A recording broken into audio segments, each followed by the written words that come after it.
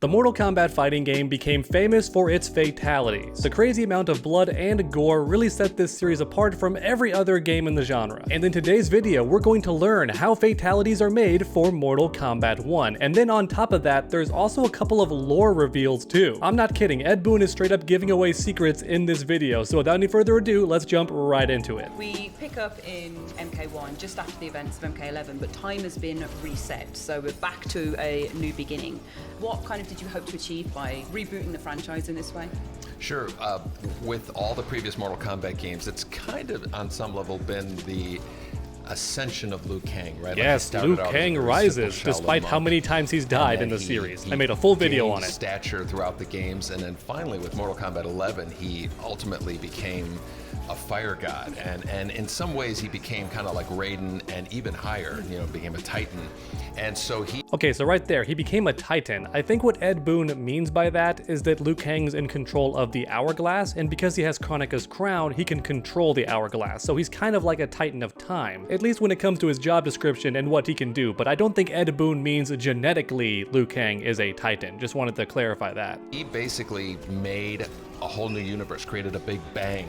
There we go. Do you guys remember way back, way back when they first showed the teaser of Mortal Kombat 1 and it was a tiny grain of sand exploding and we said it looked like a big bang? Well, there you go. Ed Boon just confirmed it. That was a big bang. Liu Kang started an entirely new universe. This game does take place after Mortal Kombat 11. And yes, everything is new, not just Earthrealm, okay? Liu Kang created the entire universe, or at the very least reset it and made a whole new big bang, which is crazy to think about. So to speak, like, and this is his creation. So we're calling it Mortal Kombat 1 because it's like the beginning, a resetting of the story, but it features all the characters that players have loved over the years. Yeah. So okay, that line has me excited too. I bet that this roster is going to look very similar to MK9. A lot of the famous fan-loved characters from MK2 and 3 are going to be here, and then on top of that, we're going to have some 3D era characters. Ed Boon has said there's going to be a lot of 3D era characters in this game, so get excited. It's a new beginning for Raiden, who is no longer a god, Kung Lao, Scorpion Sub-Zero. It's great to see them in a brand new story that you've never seen before. So most of us already knew that Raiden is a human now. He's no longer a god. He's not immortal anymore. But some people saw he has his lightning powers and assumed that's because he's still a god. No, just understand that characters in Mortal Kombat can have powers without explanation. Liu Kang has fire powers. Johnny Cage has the green glow, which was only kind of explained. All right, characters can just have powers, and that includes Raiden. He still has lightning, but he's not a god. You know, start playing Mortal Kombat because we're starting a brand new story, and you don't have to know all the previous events of the last one. Which is great, but now I'm worried that we're gonna have a whole generation of normie Mortal Kombat fans who don't know the original timeline and are going to get into arguments online because they don't know the original timeline. It's kind of like the pairs. So you pick Scorpion with Sonya as your Kameo. Oh, that means I'm gonna pick, you know, I'll pick Kenshi with Kung Lao as my Kameo or something. Yeah. And so those... Ed Boon is trying so hard not to mention any characters or cameos that have not been revealed yet. Do you notice the pause before he mentioned the characters? He's like, who do we have already shown? Kenshi and Kung Lao was shown in the trailer. I can say Kung Lao as a cameo. Yeah, how did you come up with this as a system, like an idea? Like, where did that spark come from? You know, it came from an idea that our design team came to me with. They wanted to have a feature where every character would have their own little kind of helper, right? Like Sonya would have a drone that would follow her around, and I'm so glad they did not go through with this, because as Ed Boon's about to explain, you're gonna see what we almost got instead of cameos. Maybe Kung Lao would have some hat or something like that. But I kind of pushed back and was like, you know, let's do something where every character can use every one of these assist things. But then it didn't make sense for, you know, Johnny Cage to have, you know, a hat or a drone following him around. So we changed those little props to characters. Yeah.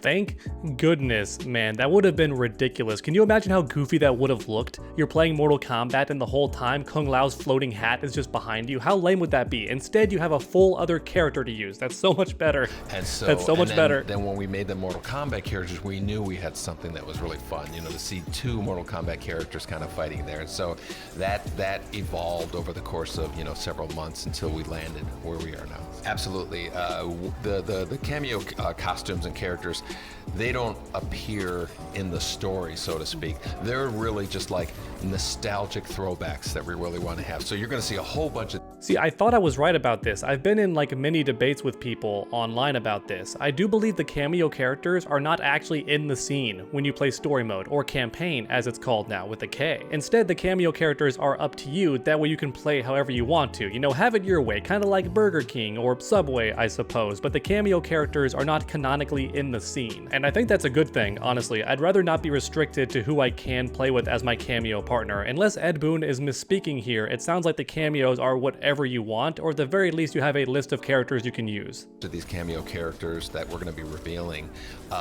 in these classic costumes from like the arcade days, right? And so that's going to be a lot of like a nostalgic run for there. And just in case anybody is curious, the cameo characters have more than one costume. So for example, we've already seen Sonya Blade's MK3 costume in one of the trailers, only for a split second, but it was there, and that has me super excited because that's my favorite Sonya Blade costume. Some of the choices we included of who's going to be in the game was dictated by the story, right? We're starting at the very beginning.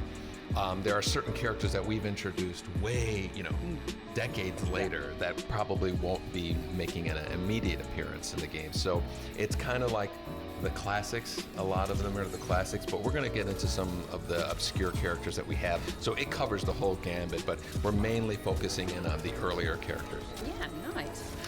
Interesting. So it sounded for a second there like he was saying the cameos are based on the story, but I think what he means is the time period. So because this is technically Mortal Kombat 1, we're going to see a lot of MK1, MK2 characters, etc. And on the flip side, we're not going to see any of the brand new characters like Cassie Cage or Takeda, at least not until DLC comes out, because DLC can be anything, right? But for the main game, we're not going to see any of the new characters. Fatalities, this is my favorite part. So how do you come up with a fatality? Like, where does it start when you think about tearing someone apart?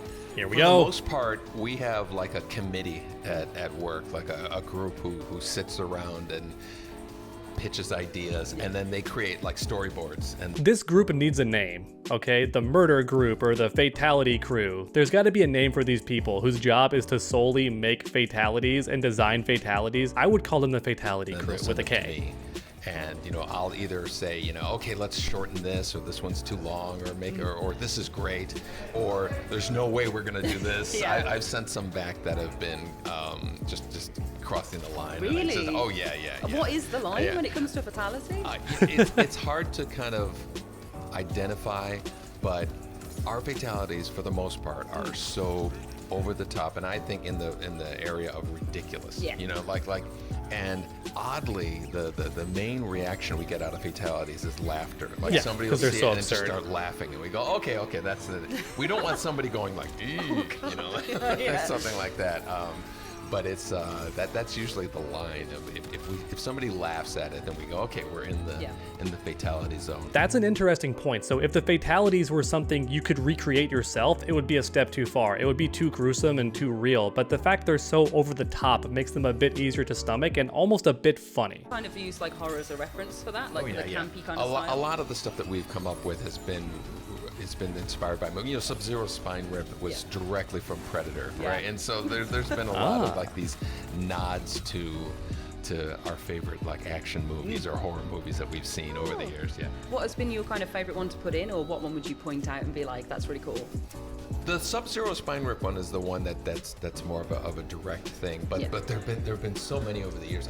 Yeah, so I did not know that Sub-Zero spine rip was a Predator reference, but that makes perfect sense. A more recent reference is Sub-Zero in this game. It's straight up taken from an anime, which is amazing. It's an old anime too, from like the 80s or 90s. But trust me, it's almost identical, even down to the camera angles, which is awesome. I don't think it's stealing, it's more of like a reference and an homage, because the first half of the fatality is different, but the second half is a one-for-one recreation of that anime death, which is so cool to me. Just for fun in the comments section, I want to know what your favorite fatality is. I think mine might just be Noob Saibot's in MK11 because it's so ridiculous. He gives birth to his clone inside of your body and then tears your mouth in half all the way down to your toes. That's so gross. And then I think my final question for you is if you were to put yourself in Mortal Kombat, or Which I won't. No. Oh be no! recreated in there. We got confirmation that Ed Boon's never gonna be a cameo. Man, everybody wants that though, Ed Boon. Everybody wants it. Maybe you can meet us halfway and just make it really hard to get. Like maybe we must get the platinum trophy in the game to unlock Ed Your Boon. kind of move set and your fatality be. What would you want to reference? That's a good question. It would be something probably weird. Like Yeah. I wouldn't have, martial arts talent or something like that. I'd probably do something really strange and novel, like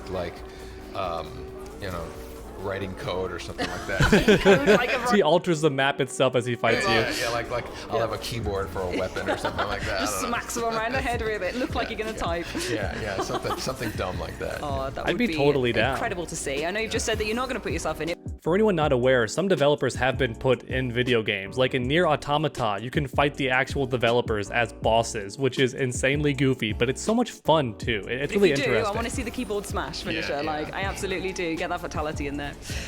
Thank you so much for speaking with us. Ed Boon's fatality is he writes you out of existence. He deletes your code. Like he pulls up the source code in real time and the enemy can even see their name. Like, no, don't do it. And he just like deletes their name, or even better, he puts the 2 slashes in front of it. That's a little bit of a coding joke. That's some programming humor for anyone else who's coded like I have. But there you have it, everyone, how fatalities are made and some fun lore secrets revealed by Ed Boon about Mortal Kombat 1. I know today's video is a bit lower effort, and that's because I'm celebrating 4th of July and I've been very busy, but even so, I didn't want to leave you all without a video for 3 days in a row, so I hope you still appreciated this video and enjoyed it. If you did, please leave a like down below. It really does help my channel out a ton, and then keep that combo going by subscribing and ringing that bell. That way you never miss any future videos. Make sure to come back next time, and as always, stay underdogs.